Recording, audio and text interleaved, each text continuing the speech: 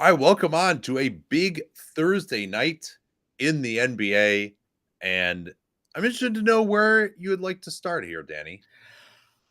If it was just up to me, I'd like to start in Detroit. So be it.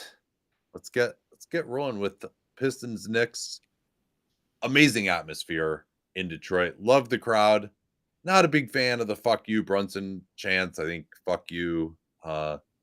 Congratulations to Houston for re entering that into the conversation after the Boston fans were doing it to Draymond back in 2022. Let's just come up with something a little bit better, call him a flopper or something. I don't think we need expletives. You could even do like Brunson sucks. Like that's like, you don't need to get 18,000 people chanting an expletive. I'm not one of these anti-swearing people, but I'd like it to be Yeah, at least a little no. The only place for swearing is when your mic is shorting out in the thing, and we need to make sure that it gets clear before a call. that.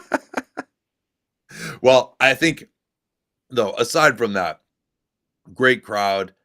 Every time Brunson touched the ball, he was booed because of his floptastic performance in game two. And even maybe my favorite crowd reaction was Karl Anthony Towns driving to the basket on one of the first plays of the game and kind of got chucked a little bit and snapped his head back, and the crowd started booing him for that. I loved it. It was great. It seemed like an amazing atmosphere in Detroit. Unfortunately, they couldn't come away with the win. And I'll give the New York Knicks credit because I thought they addressed, even in kind of their clunky set play way, they addressed the issues, at least a lot of them, that we had with their offensive game plan in game two. Agreed. And I thought in particular the first quarter, they just showed a lot more life and verve offensively. They were moving the ball better. Karl Anthony Towns had a more versatile offensive game than some of the games we've seen before. There was that very good Fred Katz piece at The Athletic talking about when Towns was guarded by a wing versus guarded by a big.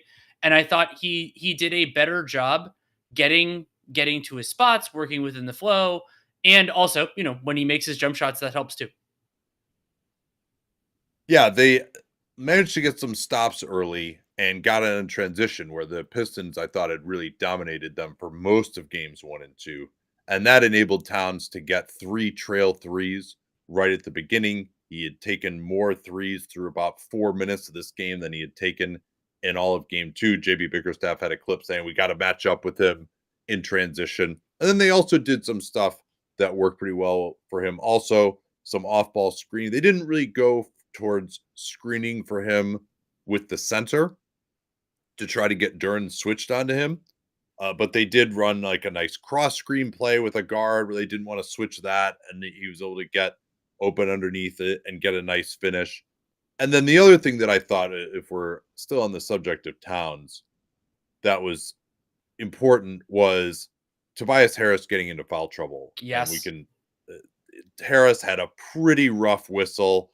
There are, each of them probably technically were fouls, but also you wouldn't expect to see all of them call. I thought the referees were a little aggressive, in part because I think like there were some altercations early that kind of changed the tenor of the game. But Harris had a few. Like there was one where the Knicks had already gotten a loose ball and Harris kind of bumped into the guy, didn't even knock it away, and just didn't. The game didn't need that foul to be called. Like he didn't gain an advantage from that. Like you can let it go, let him stay in the game. Like there's no reason to make, probably two or three of those calls that were just kind of a little like, oh, the ball is loose. He kind of bumped into him. It wasn't a play, and those are the sorts of calls that you make when you're trying to like control the physicality of the game, but have it be okay. He's impeding the guy running off ball. If it's just loose ball, he kind of ran into him going for the ball. Just let it go. In any event, though,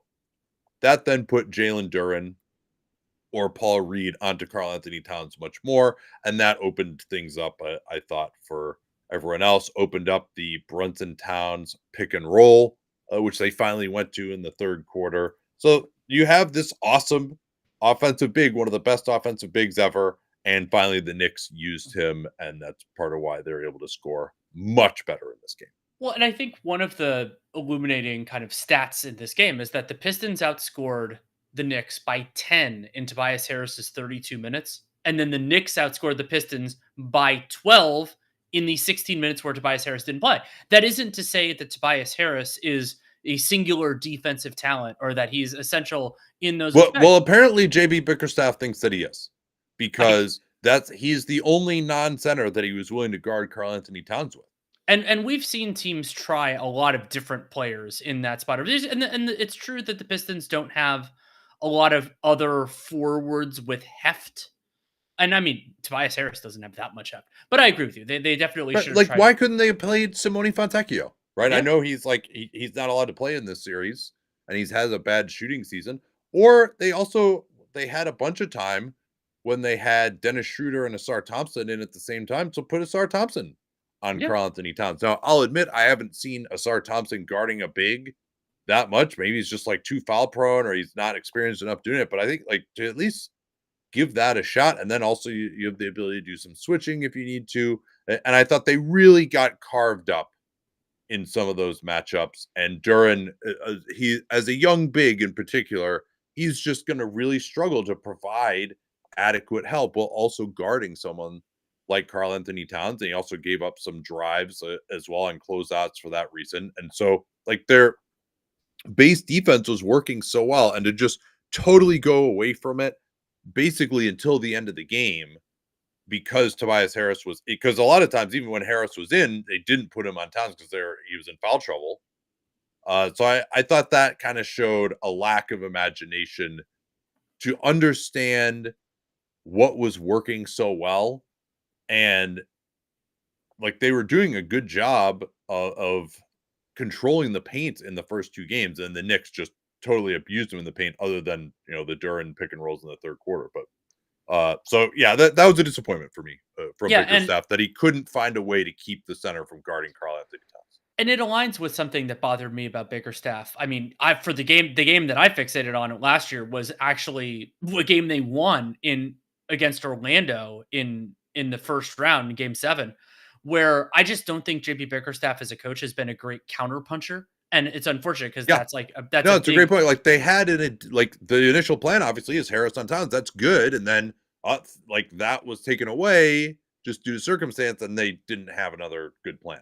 That's a great point. Yeah, and so that led to, and I thought it did his team a disservice in a game that honestly overall I think they played well enough to win. The Pistons, they really hit their threes. I want to talk about one of those threes a little bit later, but Tim Hardaway Jr. was 7 of 12. Included within that was the wild, I can't remember the exact number of points on the play, but basically Jalen Brunson fouled his former teammate, poked him in the eye as he was shooting a three, which was a flagrant one on top of a 4-point play. And Hardaway Jr., that was a big mistake in it. I didn't see any malice or anything like that from Jalen Brunson. But he was 7 of 12. Schroeder was 4 of 6. So as a team, they were 16 of 37. And the Pistons offense, and you talked about, and we'll talk about this a little bit more later on, probably Jalen Duran getting loose in the second half. I thought the Pistons offense looked a little bit more alive too. But of course, I didn't think that they were necessarily, and I'll be interested to see if you agree with this. I didn't think the Pistons were necessarily getting dramatically better looks in this game than they did at other points in the series, but they were hitting them, and you have to take advantage of those times when you're a limited offensive team. I would actually say I would disagree with what you said a little bit though. You said the Pistons played well enough to win. I would say they shot well enough to win. Well, that's a fair nuance.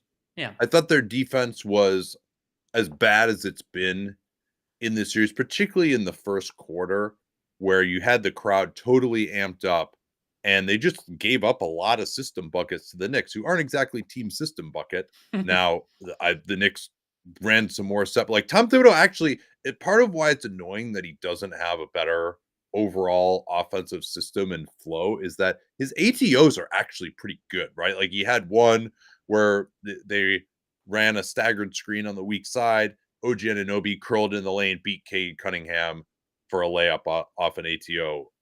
Another play where Miles McBride sort of jogged towards the corner, faked like, oh, you took it away, haha, And then he came right back off a screen in the corner and got a 3 on a baseline out of bounds the second half. Like, he actually still runs good stuff, but it's not that much of a flow. And I think he did well within the capabilities of what he's built to call more set plays and to have more diversity to those set plays in this one. But Detroit, to me, I thought Cade Cunningham really struggled. He was involved in a lot of miscommunications, wasn't that good on the weak side. He had a big block in the second half, but other than that, he had trouble matching up in transition as well. He had one play where he's running back, just kind of points behind him without checking to see if, there's actually a guy on his team there who could go and guard that guy.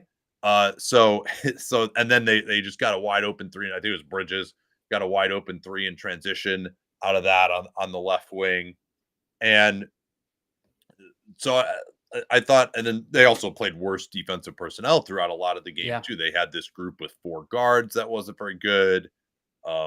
Harris was less aggressive as well. So I think the Pistons just made, they gave up probably like 4 system buckets in the first half and like layups too. And ultimately, then they also just like weren't getting to the basket as much themselves. Like, for as well as they shot it, I wish that they would have managed to do a little bit better. But it really was, I thought they failed to match up very well in transition too. I thought actually the Knicks out hustled them largely. Like, Josh Hart started doing some Josh Hart things, like long, loose rebounds. I would say the Pistons didn't get the majority of the loose balls, which you hope to as a young team at home when you're amped up in that sort of environment. So it's a nice response by the Knicks. They're the more talented team, but they also played harder, I would say, in this one. And the possession game was pretty close to neutral, which you generally then and Detroit has to dominate that against they do group. Exactly. When you have the talent advantage, if you can hold it to a draw in possession game, you have a pretty decent chance if you can get some of the other things right. And I'm, that kind of the Knicks getting their offensive balance better does make me more confident that they have the advantage in the series. They, of course, winning a game at the opposing team, and now it's at least going to be 2-2 going back to New York. And we've, over the years, it's become this, the numbers are very strong on the superior seed if it goes back even for game 5 doing well. And that's the worst the Knicks can do right now. But I still think that the Pistons, they have the talent, they can execute, they can win games in the series. I think they could even win the series outright, but it is significantly harder for them now than it was 6 hours ago. Yeah, I thought the Knicks' plan also defensively was a little bit better. In the first half, they were dropping Karl-Anthony Towns back more, and Cade Cunningham was getting to some mid-rangers, but they also, particularly with Asar and with Duran on the floor, they were able to clog up the paint. Pistons didn't get much in the paint, and the Knicks were there to contest it. Beginning of the second half, then Karl was up, but he wasn't aggressive. He was very stiff-legged. He was just sort of there, and he's like, all right, he was like, my job is just to prevent Cade Cunningham from turning the corner. Well, if you do that, then you're going to allow just an easy pocket pass to Duran, and he had 5 buckets in the paint. I think they were all off of rolls to the basket, and he might have had another assist to Asar out of that same action in the third quarter. And then in the fourth quarter, Towns was more aggressive. If he was going to be up further on the floor, he actually got into Cade, forced him to back up. Like, that's what you want to do if you're playing that kind of a coverage, is make him back up, because then once he's backed up, then they got to rescreen.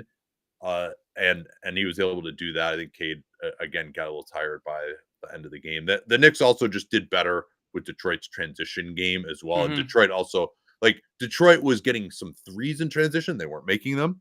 And then they were making their half-court threes, but not their transition threes. But I think Cade only maybe had one of those headlong rushes where he got a layup. And even that one was a really tough finish. So the Knicks, they just cleaned up a lot of stuff. They played better in this one. They have more veteran guys. They should be making fewer mistakes than they did. And it's wild considering how the season has gone to have a game where the Pistons shot well, and it wasn't Malik Beasley, where he was 2 of 10. He missed some of those transition threes that they were generating. And, there's not much to read into that. He's an aggressive shooter who's going to take them, and he just didn't happen to make them in this one. Just a small moment that stuck out to me outside of crunch time. Ron Holland had a spectacular block on Mikal Bridges. I think it was in the third quarter. It was on a transition play. Seemed like it was just going to be a transition finish. And then Holland flies out of nowhere. And he also had 6 made free throws in just 12 minutes of action and was +7. I thought, it wasn't a perfect game for him, but I thought he did a lot positive, and kind of reminded you were a bigger fan of him as a prospect of the things he can do on the floor even now. Yeah, I appreciate it. It's like he can't guard Brunson because he would just foul out immediately. And he also is not as strong or as long as someone like Asar. But I thought against the other Knick guards, like JB brought him in to guard like McBride and Payne.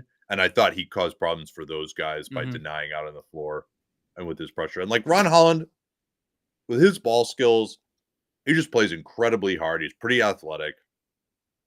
He's going to be something in the league. He might not be, really a high level starter just because the shot's not going to work. Although his free throws look pretty good. It was 6 of 6 on the free throws.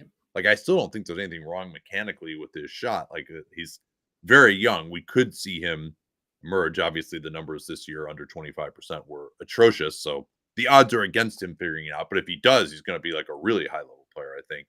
But he's going to be something like that athleticism and playing that hard, and also his defensive instincts and his ability to push the ball in transition. Like, actually, a great comment that I got after I tweeted that was that he could be kind of like Josh Hart, but like a more athletic version of Josh Hart.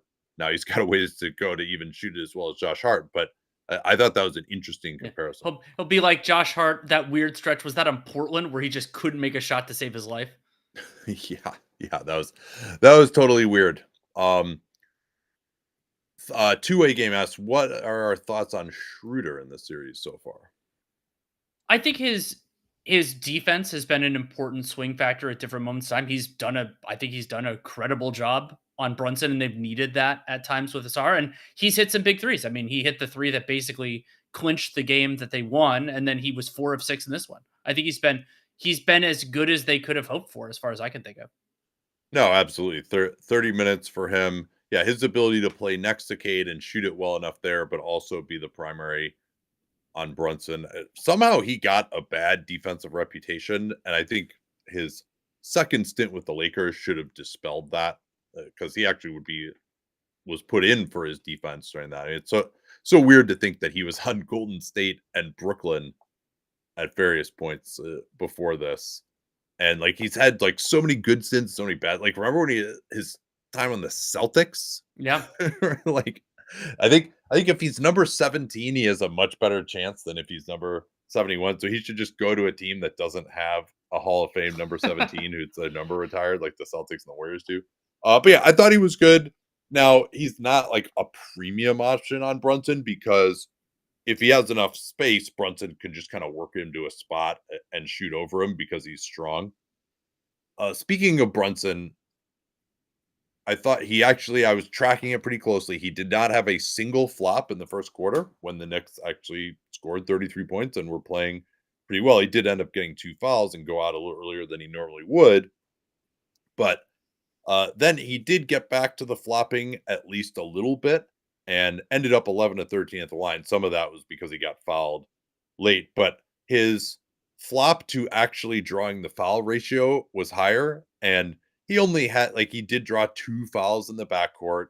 One of them was like a pretty ridiculous one on Holland, but he wasn't unwatchable in this game the way he was in the first 2 games, the way he was at times in the Philly series.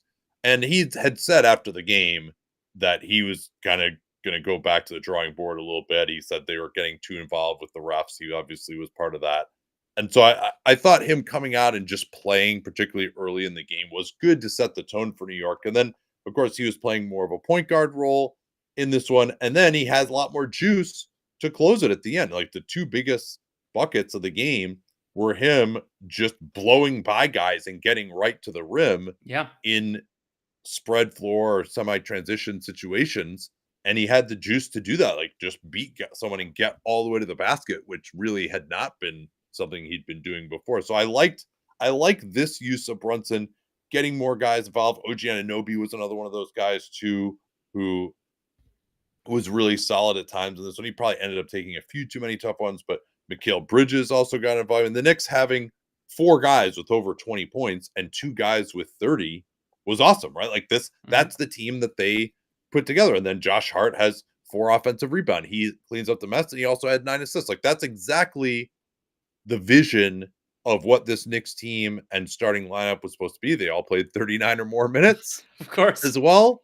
And so that, but like when Brunson just pounds the ball all the time, it just becomes a lot more difficult. And especially because he's so reliant on stopping and starting and using his body, like I think he can kind of wear down, and we throughout either games or throughout series.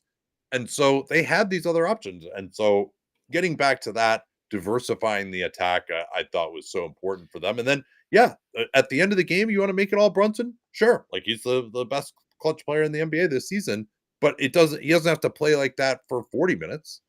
And another thing that I thought was indicative of the health of the Knicks offense is that they only had 15 assists, albeit they only had 34 made baskets in game 2, but that ratio went to 22 of 40. So more than half thought that, and there were some really good assists in there as well. Like they moved the ball. I thought that things flowed a lot better for the Knicks, and that made a world of difference in the overall like flow to give them an offensive identity that they didn't really have before.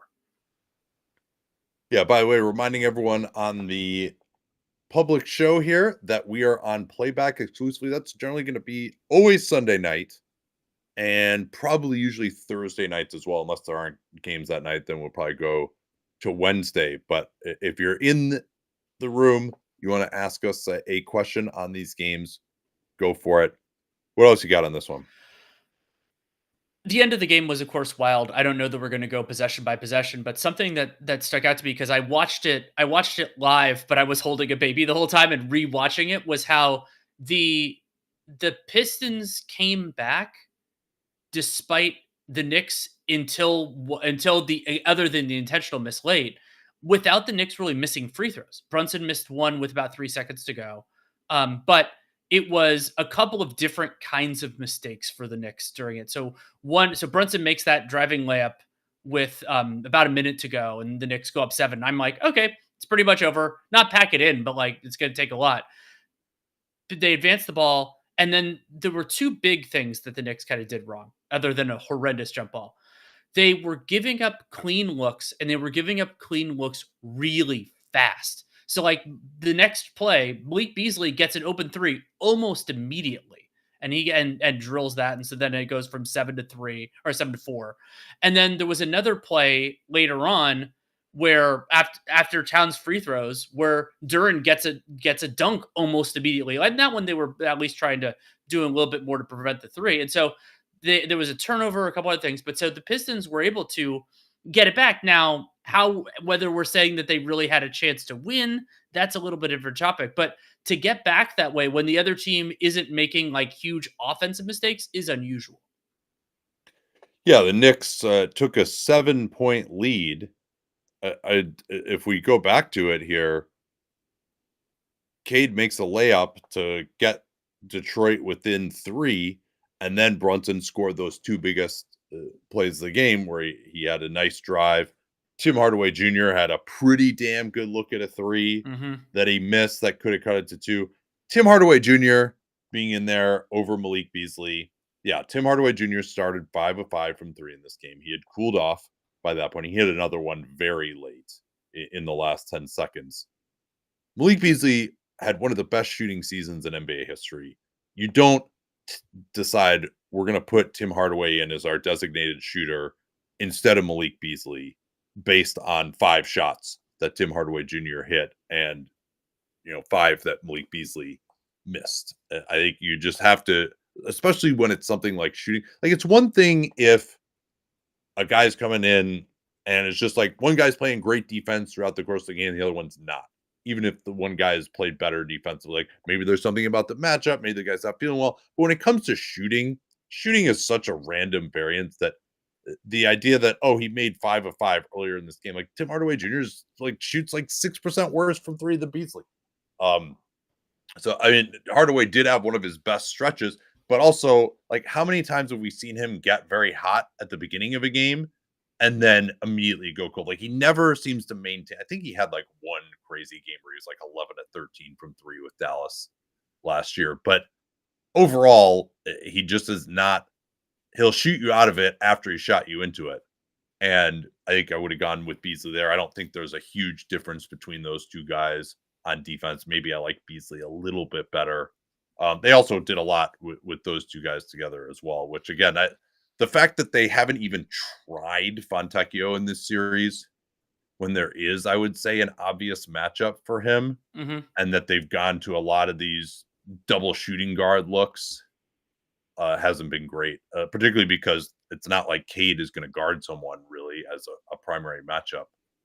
And you don't necessarily want him to either because of the responsibilities he has on the other end. So the other play I wanted to talk about late, I mean, unless you really want to talk about the crazy timekeeping at the very, very end was No, although the one thing I'll say on that is it is a league supplied timekeeper. Yes. So the whole home cooking thing doesn't really make any sense. No. And also there was a supposed backcourt, which was correctly ruled to not be a backcourt. I like that the NBA interprets it this way, where on an inbounds, if you get thrown a pass into the backcourt, because it's legal to go into the backcourt in the last 2 minutes to get an inbound pass. This idea that we have to, like, if your momentum's carrying you into the backcourt as you're catching the ball, you're not going to get called for a backcourt. Like, that's the rule. Yeah. And so that was correctly called, even if it wasn't technically, even if you were going to be more draconian about it, it wasn't obvious to me that it was a backcourt. So that's the right rule. It's a good rule. Having to be like, oh, you better put the brakes on if you might catch it in the front court. It seems ridiculous. Yeah, so. I mean, the shorthand for me is that Brunson never established in the front court. He may have had his toe there, but that's exactly what Zach Zarba said. Yeah, yeah, exactly. He didn't establish. So the other play I mentioned it passing a couple times was, so there's a jump ball with after a tie up. So at this point the Knicks are up 6 still because Brunson's made a couple free throws. Cade missed a 3, and then Beasley missed a 3. At least one of those two was a pretty clean look, and Cade and Bridges tie up, and so you're up 6 with 8 seconds to go. Really, the most important thing you can do in that circumstance is kill time. Like, of course, if you can control the ball, that's great. You do something else. Mikal Bridges somehow does arguably the worst jump ball in the circumstance that you could do. Wasn't the worst jump ball of the night. Zach Edey has that honor. But Mikal Bridges basically tips it straight to Tim Hardaway Jr., who goes straight into a 3 and makes it, which is that one you were talking about in the last 10 seconds. No, I thought the worst jump ball of the night was Jalen Duren just like weightlifter smacking it out of bounds going up against Jalen Brunson. Reggie Miller was great. He was just like, too hard. That's right. I forgot about there were 3 bad jump balls tonight. I was like, yep, too hard. That's what he did. It was too hard. And so, I mean, you're up 6 with 8 seconds to go. Like, basically, the only thing you can't do is give them a 3, and that's what happened there. But of course, the Knicks still ended up winning the game. A couple other notes from this one: when Karl-Anthony Towns was getting destroyed in pick and roll in the third quarter, I was like, why wouldn't they consider maybe putting him on Asar Thompson? That's something that Tibbs has not done yet, really. And Thompson is kind of just hanging out around the rim, so you would be able to do that. I think that Karl-Anthony Towns, I want to go back and look maybe before game 4 of what his rim contesting numbers are. I think he's actually been pretty decent. He had a couple of big stops in this one. Yeah, and overall, the Pistons only got 18 shots at the rim. Like that's pretty decent, I would say. Let's see if I had anything else there. Oh, I thought Jalen Duren committed a flagrant foul on Jalen Brunson. They didn't even look at it. Jalen Duren just like, and Brunson had something to say to him afterwards too, but like landed underneath Brunson's foot, and it wasn't even one of those ones where Brunson like jumped way forward or something like that. Brunson didn't end up spraining his ankle, but obviously he's very concerned about that given the state of his ankle. And I thought that's one that they should have looked at because it wasn't a three, they didn't look at it. He was still at the free throw line. Yeah, As far as I know, there's no difference you in could that. still patchouli at people inside the arc. Yeah.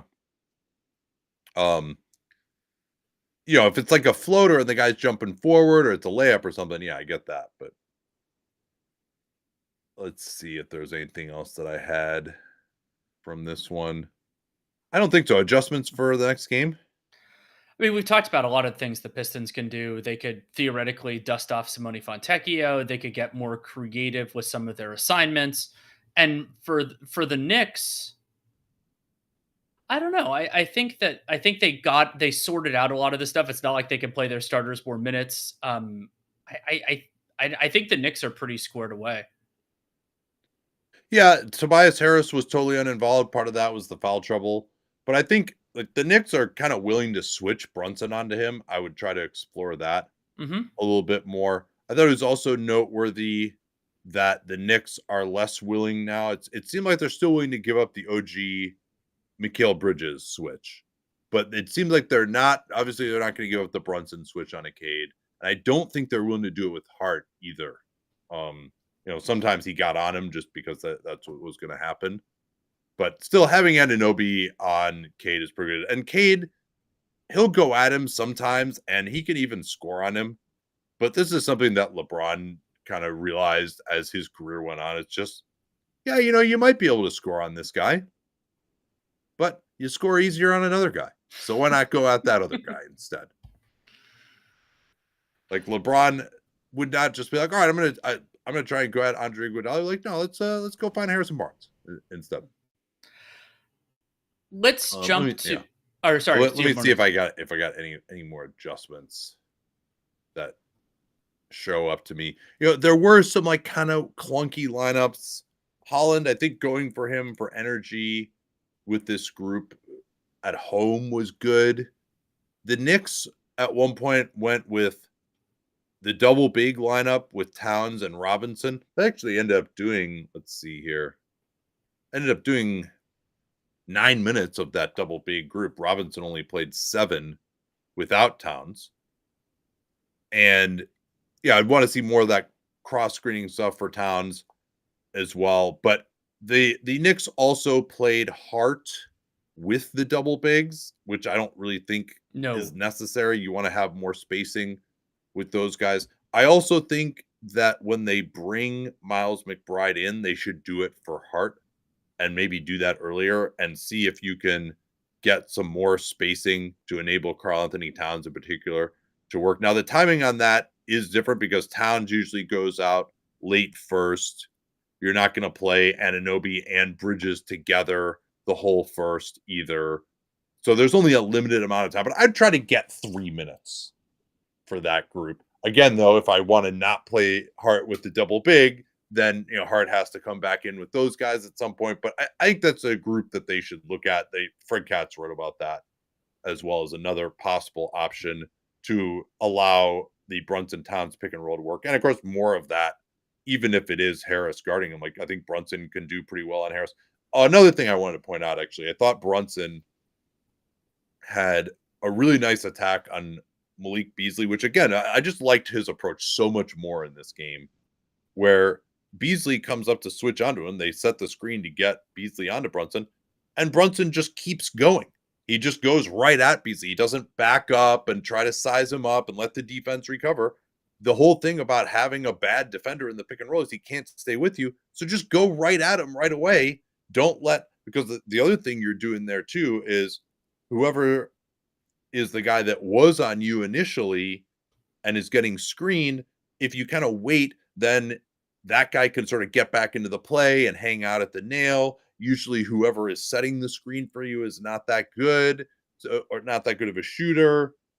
So this was much better because then you could just go right away and you now have, if you can get by him, then you basically have a 4-on-2 and you have a better chance of getting by the guy if you just keep up your momentum and go right away, or he cuts you off that first time and then you can make one more hard move and you're by. Mm-hmm. Okay. Yeah, let's move west here. Let's talk Clippers and Denver. because this is a complete destruction. It didn't look like it was going to be that way when the Denver Nuggets scored on what was that? I have it. Okay, please. So they scored 20 points in the first 4 minutes and 35 seconds, and they scored on every single trip down the floor during that stretch. The only miss they had was Jokic, who grabbed his own rebound and put it back in.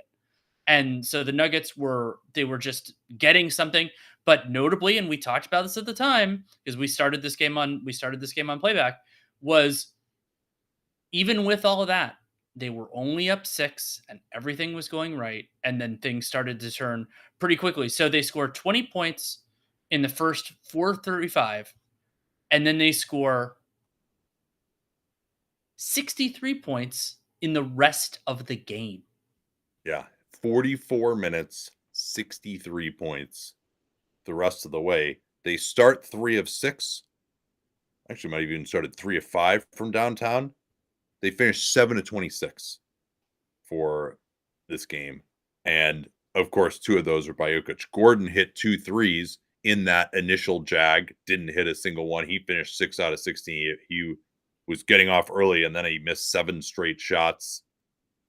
Jokic had 8 assists in the first quarter, finished with 13. I mean, that was the biggest thing that stood out in that first run was Denver getting transition, and then Jokic diming guys up right at the basket. He had one unbelievable no-look pass to Brown, cutting along the baseline. He was just awesome, and the Nuggets got more system buckets at the rim than they'd gotten at any point really in the series. And then the Clippers just completely shut that off. And part of that was they just kept scoring themselves. Part of it was their rim protection was awesome. Nico Batum had 3 blocks. He was unbelievable. Derek Jones Jr. had 2. Zubats was his usual self as well. Jokic was in the post a lot in the first quarter. They didn't really go back to that as much until the game was totally out of hand. It was really an incredible performance by LA, and you saw that Denver was looking good with the starters out there. They never recaptured that, but as soon as Westbrook came in, they stopped guarding him. He was 1 of 5 from 3 in 9 minutes, including he hit 1 from the corner, and then he missed all the rest of them badly, and 2 of those were from the corner as well. It really fell apart for Denver. I think his make was above the break, but it doesn't really matter too much to all that. I just remember thinking how weird it was that he made it where he made it from. I could be wrong. Yeah, well, I will confirm that momentarily. Another thing that really went wrong for Denver when it totally got away, the Clippers had that nice jag with James Harden, just like they did at the end of the first quarter, game 1, going off, hitting a couple of threes and getting right to the rim. And then Denver had gone with DeAndre Jordan at the start of the second in game 2. That didn't go that well. So they decided they're going to go with Peyton Watson and Aaron Gordon together. Well, we were critical of Ty Lue not matching up Zubats with Jokic. That actually worked fine, not doing that in game 2, although he at least played Zubats more in the second quarter. So now he had Zubats out there to start the second. Zubats could guard Peyton Watson, who he doesn't have to worry about shooting, but then he can also completely overwhelm him on the interior. And so that really worked well on the offensive glass. Got a couple of hook shots inside. And David Adelman was loath to go back to Jokic in this game 3 because he played him the whole second half in game 2. This is why I was like, yeah, David Adelman kind of knows, because he really went for it in game 2, even though they're up 1-0, because I think he felt like if we could go up 2-0 the way we've played, like, we're going to need to just like hang on by the skin of our teeth, even if we can go up 2-0. And now they're looking like they're in big trouble. Yeah, your read on this series was way closer to the pin than mine in terms of that the Clippers had this. I mean, it was pretty overwhelming in game 3. And the other really interesting wrinkle in rotationally from Ty Lue was more Nico Batum, less Ben Simmons. And Batum, I mean, beyond a preposterous no-dip 3 off a pass from Bogdanovic. Yeah, he must be telling his teammates to just like throw it to him like at his shoulders so he can get it off faster. And like that, the one from Bogdanovich, I think Bogdanovich started his drive with about 4 seconds on the shot clock, and Christian Brown was pretty much right there. And Batum gets it. He also had a couple of really opportunistic at defensive plays, 3 blocks.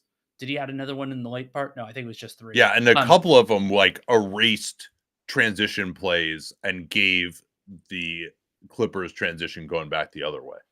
And so, I mean, the more I don't think Nick Batum could start. I don't think he play like 40 minutes, but if he could, play 27 Yeah. in this one, if he can play that for the I've Clippers, always objected to Lou because he's sort of like, yeah, you hit some shots, you can play more. Like he to me should be close to 30 minutes. I mean, if Batum can physically do it, then he absolutely should. He's one of their best players, and I love what Chris Dunn has accomplished this year, and it's not to say that those guys necessarily need to compete with each other, but when you could, and the Clippers have functional depth, but he's just such a damn good player. No, absolutely. And they actually went to him at center to close the half. They took out Zubats, got a look at that group, which I think also included Derek Jones Jr. as well. So they were able to have a pretty big group that could do some switching, and they really spaced the Nuggets out in a 5-out look for the first time in this series. That's something that I think we might see against OKC possibly if that ends up being the matchup. I thought also transition was huge. Denver looked like they were going to be killing them in transition right at the start, but they just couldn't make a shot in transition. A lot of those were those plays that the Clippers were able to get back and disrupt them and then go the other way. So Denver, usually unbelievable in transition, had a 70 offensive rating, 70 points per play, in transition. Clippers had a 157. Denver ran a lot more often. Neither team ran a ton, but I did think that the Clippers just often misses pushing it up just enough because there's so many Nuggets that can't guard their man that either if the Nuggets aren't matched up exactly the way they want to be, or they aren't really in their protective shell, that then they can just get beat, and Clippers were getting right to the rim. Harden was doing that.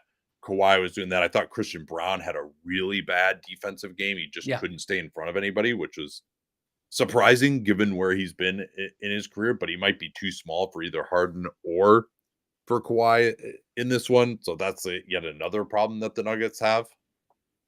Well, and that's another concern for Denver is the Clippers had this really good performance. They had a 133 offensive rating, and Kawhi Leonard wasn't superhuman offensively the way he was in game 2. He was 21 points, 7 of 17 from the field, had a couple of turnovers. He still played very well. Yeah, and he did have a very good passing game, actually. I thought he had a couple of that were up there with some of the best I've seen him throw. Like there's the one where Zubats got a seal, not right under the basket, but he actually sealed Aaron Gordon outside the paint on the weak side, and Kawhi threw a pass for him. I think that ended up being a foul. That was pretty good. So he had 6 assists. They were doubling him, of course, but yeah, Kawhi was only 4 out of 11 from 2, missed a lot of those ones that you just assumed were going in based on how he played the other day. And then the other thing, which is not new for game 3 in this series, was James Harden's patience just killing Denver's doubles because he can find good in that. He can find the spot. It's just putting Harden in his comfort zone. 9 assists, only 1 turnover. When you think about all the extra attention, all the extra bodies he was having, that's really impressive. Yeah, he's just so good at he has this maneuver where he'll have 2 on the ball and he just keeps stringing it out towards the sideline. You're like, man, why are you going there? You're going to get trapped. But the reason he's doing that is so he can get low enough that he can then throw the pass directly to Zubats, who's made himself into such a great hands guy under the basket as a big target. That's one of the biggest ways that he's improved over where he was maybe in some of their earlier playoff runs when he would get a lot of flubs around the rim, drop passes and stuff. We haven't seen that once from him in this series. Yeah, I mean, Denver just looking like they have no chance of stopping. This is kind of what I thought it might look like defensively for the Nuggets at times. Like this is regular season Nuggets defense. I think they actually defensively missed Russell Westbrook too, although he was at negative 16 in 9 minutes, left with left foot inflammation. David Adelman tried to see if Julian Strawther could get going. He played 11 minutes and took one shot. 5 of those were pure garbage time minutes. And then there was a stretch where Pickett played during the competitive portion, and like they got the ball found him in the corner for a 3, and he just turned it down, which is just devastating. Guy kind of in the flow of Denver's offense, and so that's but and the Clippers were flying around. Like they played way harder than Denver in this game too. Like they won the boards pretty handily during the competitive portion. Denver had the turnover game has been massive in this series too, right? Like the Clippers had 20 in game 1, very uncharacteristically. Denver had 20 in game 2, and then they had had 16 in this game, and that's definitely a killer for them too, because if the Clippers are going to win the possession game, then that means they're probably winning the transition game as well, and they have more depth. They're playing harder. Like Denver beat them on the offensive glass in the first 2 games. Denver doesn't have that. But I mean, the bigger problem, like I know that the Wolves got a lot of attention for what they did to Denver last year. Denver was able to recover. I think the Clippers are making them look worse, a lot worse than the Wolves did last year. Agreed. And the turnovers in certain games have been striking. And I mean, Denver's also just, they're not generating as many good shots. I mean, Jokic had this unbelievable passing stretch in the first quarter, but outside of that, they weren't getting a ton. And even the quality of Jokic's shots himself has been a challenge at times for Denver. Like, I mean, you look at where his shots are coming from. So in this game, Jokic took 7 shots in the paint, and he took 7 shots outside the paint, and he only got to the line 4 times. And so if that is the distribution for Jokic, yeah, he can have a great passing game, and he did, but it's not the same high ceiling Denver offense unless Jamal Murray and some of these other guys are just shooting the lights out. Like that's the other path forward. When's the last time Aaron Gordon went 4 out of 12 on twos? He shoots all around the rim. And that's another thing that was huge. Like Denver, 12 out of 23 at the rim. Yeah, 7 of 17 Gordon was floaters. Gordon was 1 for 7 in the restricted area. Wow. Yeah, I mean, that was Batum and Zubac were the big guys there. Dunn always is hanging around there one way or another as well. Oh, Nate, one more thing on shot distribution for Denver. Yeah. Only 5 corner threes in the entire game, and they missed all of them. No, that's it's not great. Yeah, and Dunn, I wondered if he would be an inflection point. They tried to not guard him. He hit his 2 threes early, but they haven't been able to take advantage of him on the offensive end, the Clippers offensive end. So I don't know, any adjustments? I mean, that's kind of the problem for David Edelman is he's got 5 players. I don't have much. I mean, that's I think, I picked the Nuggets to win the series. I think they're in deep, deep trouble. I think one thing I'd like to see is more Jokic running pick and roll and try to pick out. Who'd you be screening with? I'd actually try a little Christian Braun with James Harden guarding him. I think that would actually be interesting. Set it flat. Zubac can't really go under it. I think that would be useful. Just getting Harden involved in more actions as well. They really did. I thought they had a lot of success with that at the end of game 1. That should be something that happens all the time, getting him onto Jamal Murray first, because the Clippers will give up that switch. Sort of like the Clippers are doing to the Nuggets at times. Yeah, I think so. But the Clippers don't have a lot of pigeons. They'll play Bogdanovic, Norm Powell, another guy who just, we didn't even mention him, but he had 20 points in 29 minutes in this game. I thought he actually was pretty decent defensively as well. He's not someone that they've been able to take advantage of. But I think like Christian Braun can kind of be a role man. And then if you can release him to the basket with Harden and with Zubac out on the floor, then maybe they could get a little bit more there. So I would look for that. Certainly more cross screening for Jokic with a small guy that they don't want to switch onto him. The other problem, though, schematically for Denver is like Zubac has been guarding Jamal Murray just fine on these late switches. And so I think they should be trying if they are late switching, set that screen higher up near half court. Let Jamal Murray get downhill out of that. And now Chris Dunn can get through the screen too. Like they're only late switching if they have to. Like and the communication between Zubats and Dunn has been awesome on that. But set the screen near half court, or see if you can get someone else onto Murray first, then set the screen near half court so that if Murray is coming downhill at Zubats, he can pull up for a three off the dribble, right? Like the way it's working is Murray will come off the screen, turn the corner, Zubats is there, and then once Zubats late switches onto him, Murray is already in 2-point range, and he doesn't really have an angle to try to blow by Zubats. Of course, the other problem is they have no spacing behind them either because there are two total non-shooters on the floor. Although Gordon is like, he's a decent shooter. I would even play around with trying to move him higher up on the floor potentially. But I want Murray in more space. I want him being more aggressive, taking the three, and because he's got to beat up Zubats because, yeah, you might have Dunn on Jokic. Dunn is going to fight his ass off, and by the time you finally get it to Jokic, the defense has a chance to reset. Even you can probably get Zubats back onto the back line. Someone else will switch onto Murray. So I think if they're going to switch that, Murray needs to be the one who's going to be really aggressive because they just don't have enough guys. They don't have enough threats. Like Murray and Jokic combining for 29 shots is not enough. And they're not even really like sending a bunch of double teams at those guys either. Like they're zoning up behind the play, but it's not they're getting the ball out of their hands except late. So that would be the other thing I would be pointing to for Denver. But again, I think, and Michael Porter Jr., he had a rough night shooting. He was questionable with his shoulder. That's not great either. He still played 35 minutes.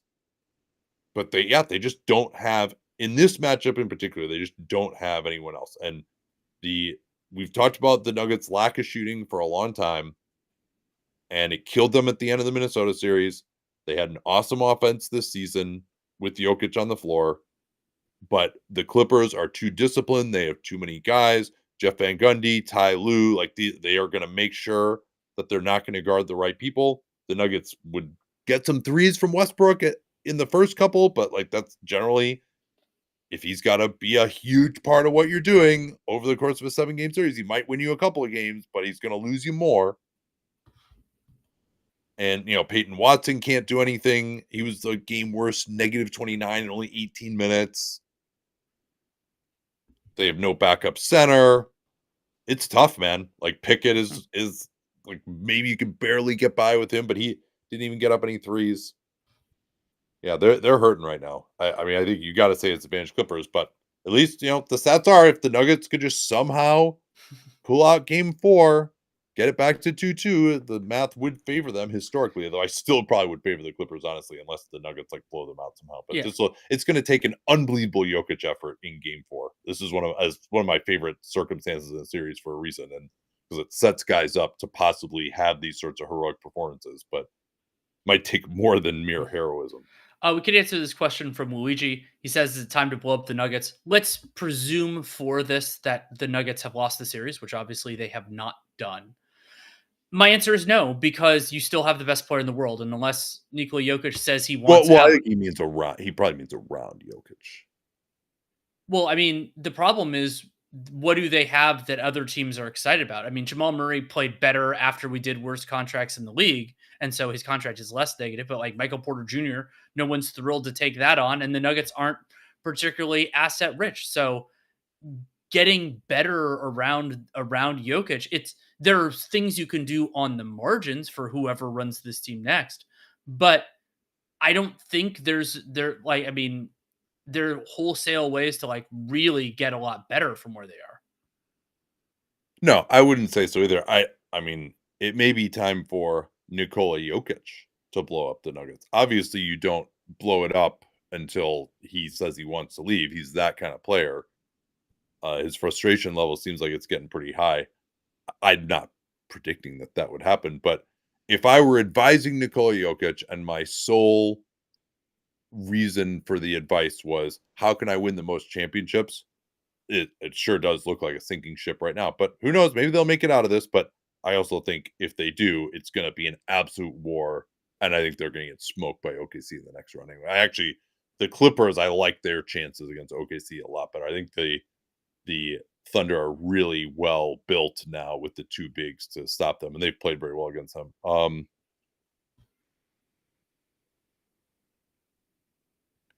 If anyone were devising the best backup to Jokic, would it be DeAndre Jordan? No, it'd be Dario Saric, obviously.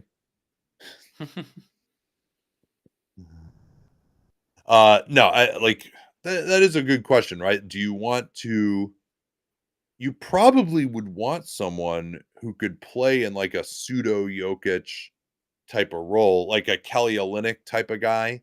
I mean, the other one that I always thought of was like a back to like Boban, like that type of just like throw the ball to him and make it work. Because you can't Well, like you know who the best backup for him they ever had was, Danny? Hardenstein. Not when he was there. He didn't even I play. guess that's That true. was one of the big. No, who is the? This actually saved their season in 2022. My DeMarcus brain. Cousins Oh, was the that's best backup right. that they ever had for Nikola Yeah, Jokic, that's and right. he got into it with Will Barton, and neither of them ended up staying there. He, in talking to sources there, he was his usual pain in the ass. That's why he wasn't invited back. He never got a job again after that, but he actually was great for them. That's right. Because he could just like soak up some possessions, wouldn't be that efficient, but he was doing at least something. He could rebound. So yeah, like more of a sort of an offensive center would be the guy because they just don't have anyone who could make a play.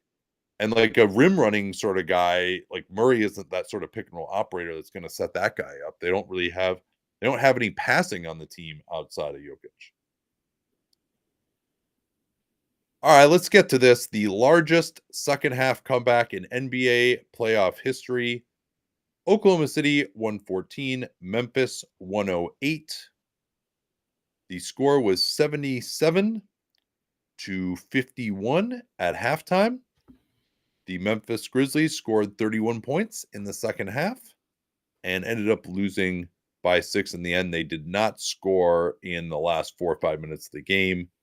OKC just their offense in the half court wasn't particularly inspiring either, but they just completely locked on Memphis. Alex Caruso was the big star down the end. He replaced Isaiah Hartenstein in the closing lineup. And Desmond Bane got totally locked on by Dort and Caruso. Jaren Jackson was good for a time, but then he couldn't do anything down the end either. And Scottie Pippen Jr.'s magic ran out from the 3-point line, and that was it in the second half, and they turned it over a million times. But yeah, OKC pretty good. Of course, Ja Morant was then on the way to having himself his best game of the series with 15 points and 5 assists, and then he gets undercut by Lou Dort completely unintentionally. Second game in a row we've seen one of these, Right. and fell on the point of his left hip, wasn't able to return, and that's I assume if Ja had been healthy throughout, Memphis would have won this game, but because they would have at least been able to run something down the end with someone who wasn't going to get stripped. But it was disappointing for the Grizzlies and a disappointing end to a disappointing season. Yeah, it's tough to take for them, and I mean, I'll do a couple of the first half, second half because it's just so striking in this game. Memphis 148 offensive rating in the first half, 11 of 22 from 3, led by Scottie Pippen Jr.'s 5 of 6. He made 4 early threes when they went out to the big lead. They led by 29, as you said. And also part of that first half, the Thunder had 3 starters, Holmgren, Hartenstein, and Dort, that combined for 1 point in the first half. Chet made 1 free throw, 1 out of 2. And then Holmgren had a huge second half offensively, 5 of 8 from 3, 23 points, was plus 27. He was 5 of 8 from 3 in just the second half? Yes. Wow. That's important. That's impressive. It is. And then of course Caruso was an absolute monster. So I mentioned Memphis, they had that 148 offensive rating in the first half. That dropped to a 65 in the second half. And that 65 was worse than that in the part of it that we did for the live show. And they just couldn't really generate. I guess they did have that 6-0 run right after the Thunder tied the game. So maybe it was around that level. But Alex Caruso's hands were just incredible. And the Grizzlies just didn't have enough guys who could dribble. They didn't have guys who could generate an advantage. And like you though, one thing that's running around in my brain a little bit from the end of this game was that the Thunder offense was pretty nondescript. I mean, and the most frustrating part was they, and I criticize Steve Kerr for this all the time. They weren't going after the low hanging fruit. And the low hanging fruit in this case was one Luke Kennard. Well, so here's the thing, though. I think they tried that once, but Kennard was on Dort, and Dort is not Mhm. really going to be a role guy. Caruso is better at that. He did that in LA.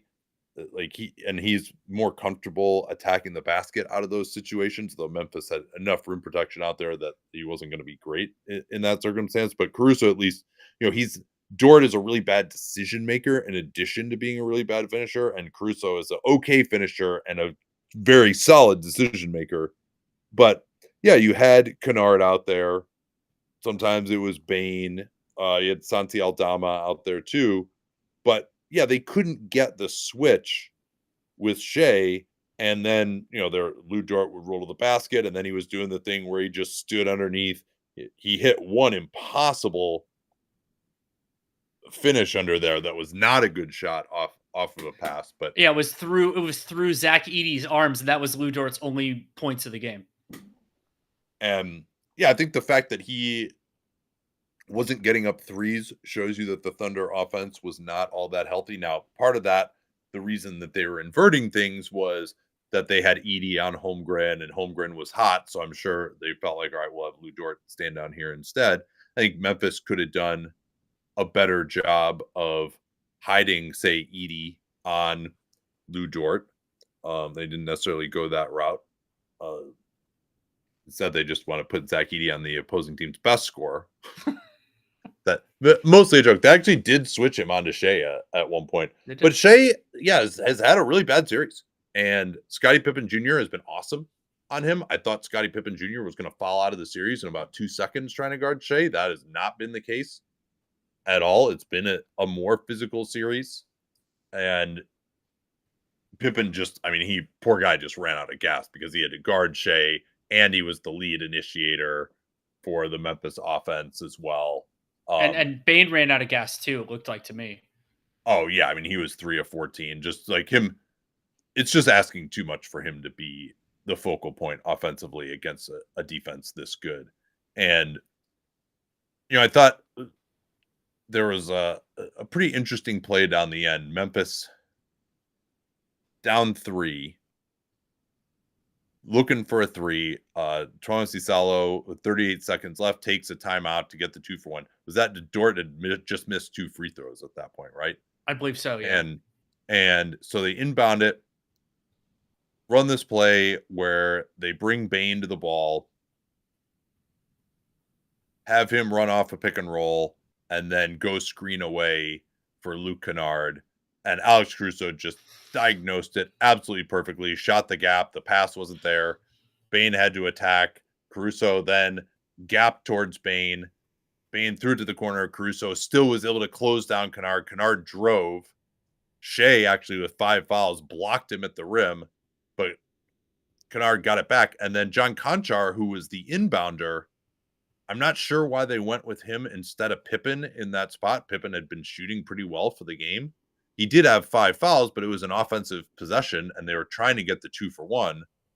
But so the ball comes out to Konchar off the Kennard miss, and Konchar had a wide open 3 and just was not even close. I think Aldama airballed a 3 by about 10 feet as well. So Memphis definitely had their chances with open shots and could have hit a few more of those. Like, they fought back pretty well in the meat of the fourth quarter, where OKC actually tied it 3 times and wasn't able to take the lead, even after the Avalanche are coming back from down 29. But eventually OKC was going to score at least some because Memphis was going to score 0. As the person of this pairing who picked Thunder in 5 rather than Thunder in 4, I was a little bit residually pissed, but that's just the way things go. Yeah, and of course now would make no sense to bring Ja back for this last game. It's another play. It just sucks, man. Like, Ja, another play where he was going up for like a big highlight. They're killing him, and just a totally unfortunate play, but he goes flying again, and we've seen him look so much less athletic this year, and part of that is the injuries, part of it is he said he wasn't going to try to dunk anymore, but he undeniably is less effective like that, and he probably just can't jump as high as he was a little bit ago with the injuries. He's 25 now, like you're usually can jump a little higher at 22, 23 than 25.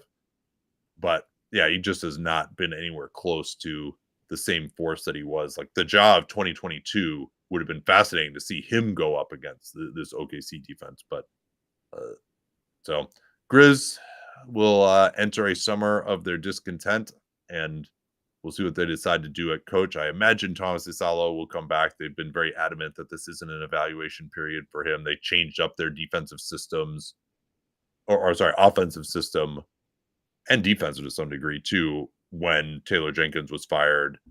So I think they'll try to regroup here, and they'd had a different matchup, won a few more games in the regular season. They could have made things interesting, but they were clearly the worst West playoff team. They haven't beaten, even though they had some close losses against the Nuggets and the Warriors down the stretch, like they have not beaten a Western Conference playoff team since January. That's going to really require some soul searching because they are not that close to OKC. No. Let's get to news. And I think where we start there is with Jimmy Butler and that rough fall that he had on Wednesday. Oh, yeah. Actually, sorry, Danny. There is one more thing we got to talk about from this game. Oh, sure. Memphis's fouls in the last minute where they gifted OKC 4 free throws. Oh, yeah. And it would have been over faster if Dort had just hit the 2 that Zach Edey gifted him on a jump ball with a 1-foot height advantage. He smacked Lou Dort in the face. And then Santi Aldama had a shove in the back on Chet Holmgren with the game tied that actually allowed OKC to take the lead. Or maybe I think there might have been a 1-point game at that point. But where just he had no chance of getting it, clearly shoved Holmgren out of bounds. And so to give OKC 4 free throws without even crossing half court in the last minute of the game was pretty atrocious by Memphis. Yeah, and that helped cover over some of OKC's offensive flaws. Yeah, and I think Santi Aldama, he's an okay player. I don't think he's it for this group. Like he helps them in the regular season, just not a playoff player, doesn't really have any kind of toughness. He had the first block of his career in this game. And like they've had to play him with Brandon Clark. I don't even know that Brandon Clark is necessarily it either. I do think still to not even explore at all Zach Edey posting up. Like I realize he could be a little frustrating because he doesn't like really move guys and duck in, but like that hook shot is pretty effective still, right? Like if you can't score, maybe you could try to get him more than 3 shots, like especially going up against like a Holmgren or something. Like, just have him go stand at the front of the rim and see if you can throw in the ball or pick up a foul or something, especially with Ja out. Like, the fact that they would, and he sets these bone-crushing screens and pick and roll, but all right, have him set the screen and pick and roll and then roll to the basket and post up right at the front of the rim. The fact that they just have not even thought about it, I realize it's not a post-up lead, but, like, you don't have to throw it to him on the block. Like, just try to get him the ball right at the front of the rim every now and then. Yeah, I mean, we saw the Clippers do that with Zubats a few times, and it worked out pretty well. So, yeah, we'll talk about these guys in the offseason, but even if you want to say that you've got 5 pieces in Pippen, Morant, Bane, Zach Edey, Jaren Jackson Jr., I don't really like any of their bench guys as playoff players at the moment. And it's what a disappointment. I mean, maybe we'll find out that Vince Williams Jr. just hasn't been healthy, but like what a disappointment for him that he basically just hasn't figured all year. Yeah. And Gigi Jackson's had a brutal year as well. Yeah, again, due to injury in part, was behind the 8 ball to start. Oh yeah, let's get to news now. Jimmy Butler had a rough fall. Again, an unintentional undercut from Amen Thompson on Wednesday, misses the rest of the game. Warriors lose by 15 to the Rockets. And I would say the Warriors get realistically about as good of news as they could have hoped. It's been diagnosed as a deep glute muscle contusion after the MRI. No fracture, no structural damage. So the general take here from the two of us seems to be game 3 might be hard. He might not play. Deep jeopardy is, I believe, the phrasing that Shams Charania had originally, but maybe a more optimistic prognosis for later in the series. Yeah, it's good and bad news. Obviously, good news that it's not something that would keep him out for the whole playoffs. Probably not for the whole series, but it maybe could have been better in the sense that if he just had the glute is going to be more of a functional thing. Like if he just had a bruise on his tailbone or something, like that's a pain issue, but you can put a pad on it. You can probably play. You're worried about falling on it, but it's not necessarily impacting your movement that much. Whereas the glute, if you have a deep bruise in your glute, that's like going to actually affect your movement, and your jumping will actually probably affect his lateral sliding as well. So it's not the absolute best thing it could have been, but I mean, like I say, if you're going to feel great about winning the series, if you're the road team, you want to be up 3-1. That's going to be tough to do. I definitely think Golden State is in a dogfight, even in games that Butler is there. They also were missing Pajemski in the last game too. But even if Butler can get out there, maybe he can just, kind of be more like regular season Jimmy and just play smart and play some defense and stuff, and maybe get a few steals here and there, not play quite as many minutes. Also, not be Jonathan Kuminga. Not be Jonathan Not Kuminga. be Jonathan Kuminga. Yeah, that would be exactly. useful. So, but yeah, this feels like much more likely now that it's going to be a split and we're in for a super long series. But it's better news than that he's out for the playoffs. That's for sure. The Milwaukee Bucks have agreed to a multi-year contract extension with one John Horst. His contract was set to expire. He had also been linked with the Phoenix Suns and had been pursued by the Pistons in the 2024 offseason. I'm not the biggest fan of John Horst's resume with the Bucks. I mean, there are certainly successes on it. And context is brutally hard when evaluating general managers, particularly when it comes to, well, okay, they fired Budenholzer and have had one absolute disaster of a coach, and then one that I still don't love in Doc Rivers. And yeah, although as I noted at the time, I think that's about the best they could have done. And so, I mean, but you have the additional context that it's been, I think, fairly widely reported that John Horst didn't want either of those coaches when they hired them, which is a bad thing when it's your lead decision maker who isn't the lead decision maker. Reported that he didn't want Doc Rivers? I thought it was that they wanted Atkinson. I mean, I don't think they could have hired him. Oh, they could have hired him mid-season. That's right, because he was on the. But I think, I don't know. It's everybody who is involved in that Griffin hire has run away from it with their pants on fire as fast as they could. So I don't know who to believe there. Yeah, just like Jason Kidd totally opposed the Luka Doncic trade, and we knew it at the time. Oh yeah, of course. Yeah. Over his dead body, Nico Harrison traded him. Yeah, so Horst hasn't been my favorite over the years. The big criticism of him, we've gotten a lot of crap for the Bucks not being in the top 10 ever in our organization rankings, me and John. And one of the big problems there is that a measure of health of your organization is finding guys on the margin, whether it's veteran free agents or whether it's guys that you're drafting and bringing in. I actually think that criticism of Horst is less accurate over the last year or so.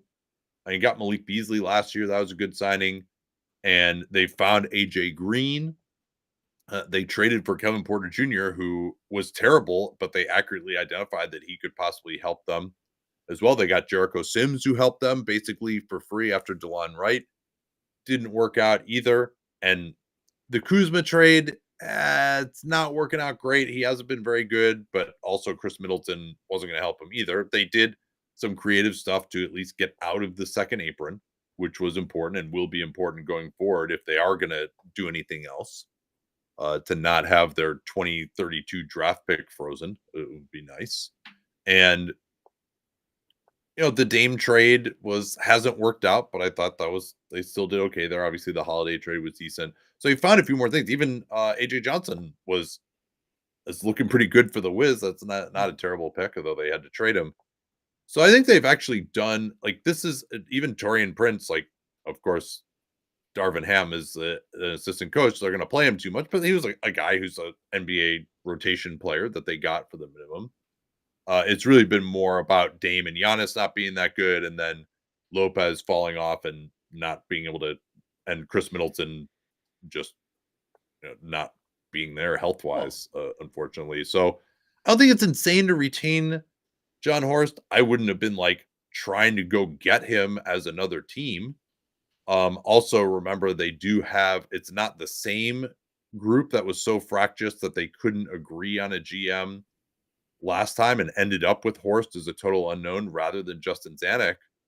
But there is this dual ownership structure, and maybe they're just like, well, I want to go in this direction, and the other one's like, no, I don't know if I do, and they're like, I guess John's good enough. Let's just give an extension. Maybe that's how it played out. One other thing I'll mention though, as we're kind of going through Horst, is the like Portis and Connaughton, especially Pat Connaughton, where his contract he ends up getting a player option for next year, which Oh is yeah, when they looking tried to give him an illegal contract first, and yeah then they had to give him even more. yeah. So that's not fantastic. Um, we got another award. We got another award decision on Thursday, and it's a significant one for a number of different reasons. Evan Mobley wins Defensive Player of the Year. I am thrilled because not only did I think he deserved the award, but because the other two guys who were finalists I didn't agree with, so it put more stakes on it. The other element of it, which is really fascinating, per Bobby Marks, remember that Evan Mobley starts his new contract, his second NBA contract next year. And the way it works when somebody gets the 25% max is you can, not required to, but you can have triggers to go above the 25% max. And those are negotiated by the player and the team. And so that those can be for any of the things that can push you beyond. So that can be MVP, of course. That could be all NBA. And you could have different leveling for the first, second, and third teams and Defensive Player of the Year. And per Bobby Marks, Defensive Player of the Year is one of the triggers that not pushes Mobley over 25, it pushes him all the way to 30. And so what that means is with the rising cap and everything else, Evan Mobley is going to cost the Cavaliers, and I mean you're thrilled with the season he's had, $46.4 million next year instead of the 25% or the 28 or the 26 or whatever it would have been otherwise. Yeah, and that's really going to matter given their situation with the apron, trying to re-sign Ty Jerome. And I mean, as good as they've been, I think Dan Gilbert's willing to pay it for now. But of course, you have these system issues that can arise. The Pelicans. One more thing on this too. Dyson Daniels was second, which I thought was just insane. I had him like on the lower end of second team all defense. And we talked about his case a lot as far as why he wasn't in the mix at all for us for Defensive Player of the Year. But there was some fluky shooting to this, but the Hawks were actually worse when he was on the floor. And it's very, very rare that a Defensive Player of the Year caliber player will have that be the case, shooting luck or no. And then also, if that is the case, like with Rudy Gobert last year, the raw number when he's on the floor is still really good, which it wasn't for Daniels. And yeah, you know what? He plays with Trae Young. He didn't really play with any other like massive defensive liabilities in the starting lineup, but a guard just can't make that big of a difference. He had the greatest steals season in a long time. I'm sure that's what people reacted to, particularly in the perceived but incorrect absence of other qualified candidates. Like Zubac's not even being seemed like he didn't even sniff the top three. Was not great either.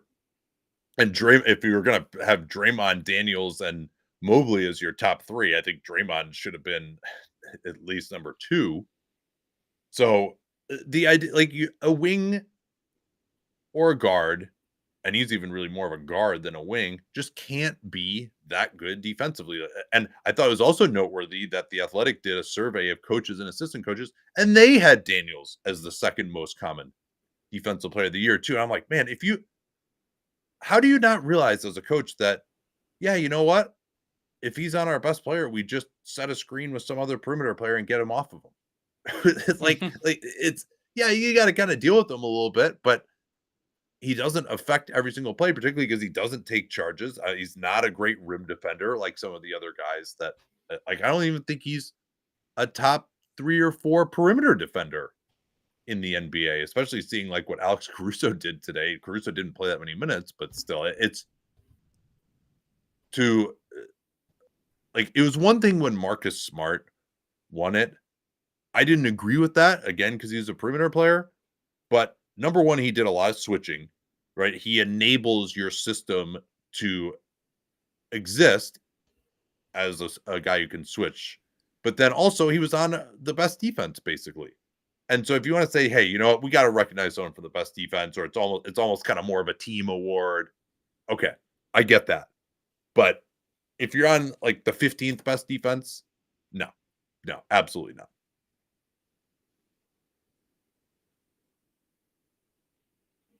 Where do you want to go next here?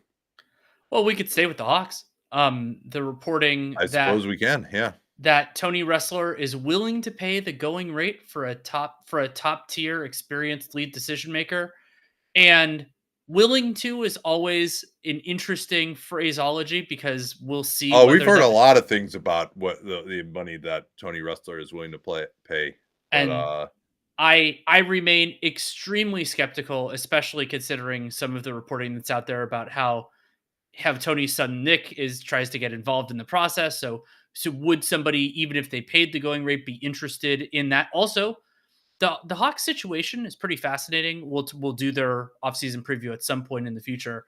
With they have some intriguing young players, but they also Trae Young's future is deeply uncertain.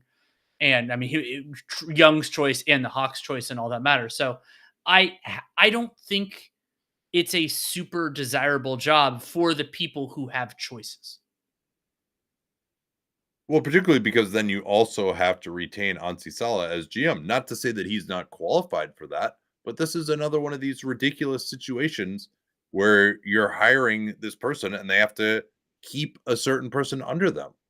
Like, and it's not like Sala is like a coach where he's under contract and you would have to pay him to go away. Like I'm sure he's getting paid nicely by most people's standards, but not enough for the scheme of an organization. Like, okay, yeah, you like the guy, but to say, and you can have him, maybe you say he's got to be in the organization, but to say he's or the maybe number they two. promised him this or whatever, but it just, you're not going to get the best candidate if you're already putting these conditions on it. And I don't know.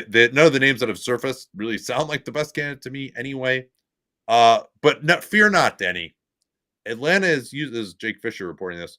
Atlanta is using the search firm Sportsology to run the process. The same firm that consulted for numerous NBA franchises in recent years, including Sacramento and Dallas. Two of the best results for GM searches in modern history. Well, I'm guessing I don't think Sportsology helped them find Scott Perry. I'm guessing that was probably more of the Wes Wilcox and Monty McNair go round, which those guys are actually better than the other guys they've had. Speaking of competent executive hires, Troy Weaver is hired as senior VP under Joe Dumars. Troy Weaver really set the stage for the Pistons to triple their one-loss record this year. Maybe more by making them so bad that they had such a low number that it could be tripled. But I think that Weaver can be he can be a much better voice in the room than leader of the room. He's has a good draft record, all those, and that was really what his role appears to have been in Oklahoma City. So I think that could be useful for the Pelicans. They are going to need to draft well with their opportunities, and so if Weaver can help them with that, by all means. Yeah, I just don't think that Troy Weaver knows what actually wins NBA basketball games. I think he knows what makes good NBA players, the raw materials for that. His draft record was mixed, but Joe Dumars, unfortunately, I don't think knows that either. So I really would have liked the Pelicans to hire someone who might kind of plug some of the weaknesses that Joe Dumars might have as a relative dinosaur. And I would say that Troy Weaver is also kind of a dinosaur, and so this is not going to go too well. And then Scott Perry with the Kings says he will have a decision made in a week on whether to retain interim coach Doug Christie or open up the role. Now, why would you say, why can't you just interview people and then make that decision? Maybe he just needs to like talk to people about Doug and like if everyone says he's so good, then you can hold on to him. But I don't know. Haven't seen any indication that they should retain Doug Christie as the coach, and they've had some pretty lifeless performances down the end. I don't think he has a great understanding of strategy, and so I don't know. But certainly to just not even open up the process. Now, if I'm a coaching candidate, I'm very uninterested in this Kings situation because they desperately need to rebuild and they have high expectations, and you have a lot of pieces. Like I would certainly want to know what the plan is, and like, all right, are we gonna move on from Zach LaVine or DeRozan or Sabonis? Like, do those guys want to stick around? Mike Brown got fired. This organization has a history of firing people at like the first tiny sign of trouble meeting unrealistic expectations. So maybe there's also an acknowledgement of like, yeah, you know what, we're probably not going to get anyone better. But I think basically anyone would probably be better. Yeah, I agree. Is that it? I think so. All right. Well, what we got tomorrow night? Tomorrow, Lakers Wolves. Friday is early game is Celtics Magic, then Pacers Bucks, and Lakers Wolves. Oh, that's annoying that Pacers Bucks and Lakers Wolves are both on at the same time. Although at least it's staggered. Today was terrible. No, like a 6:30, 7 o'clock. Oh, game. You're right. They are overlapping because that's the non-national game. But it won't be too bad though, because Pacers Bucks will be, it'll probably be ending right around halftime of Lakers Wolves. So if we do play back tomorrow, maybe we do the end of Pacers Bucks if it's close, and then Lakers Wolves, something like that. I'll let you guys know. Yeah, you know what? Let's do it, because then Saturday there's a Warriors game, so we won't have a chance to do playback on Saturday. So let's do it tomorrow. Okay. We'll do end of Pacers Bucks. Probably start around second half of Pacers Bucks, and then, or maybe fourth quarter of Pacers Bucks, and then, or if that game is over, we'll just do the whole of Lakers Wolves. All right, then we'll talk to y'all on playback at that point. Thanks to everyone who joined us on playback as well. A reminder that playback.tv/Nate Duncan NBA, Sunday and Thursday nights, we will be doing live podcasts. You can jump in with your questions, and some of them will even be earlier than 10 o'clock Pacific, possibly. And you can catch up with us right there. Appreciate y'all subscribing and listening.